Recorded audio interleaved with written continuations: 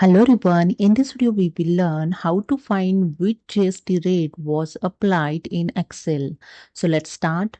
So you can see I have data, original amount, then final amount, and here I'm going to calculate GST rate.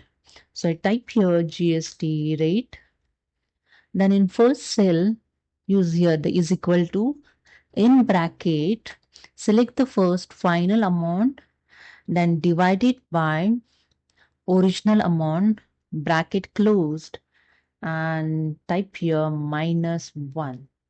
Okay, and the -1 removes the original amount, leaving only the GST percentage. Okay, so press the enter, and here you see the GST percentage.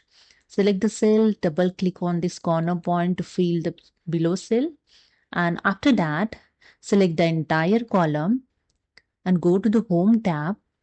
In number group, click on this percentage sign, and that's it.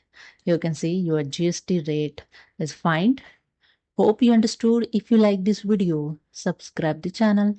Thank you.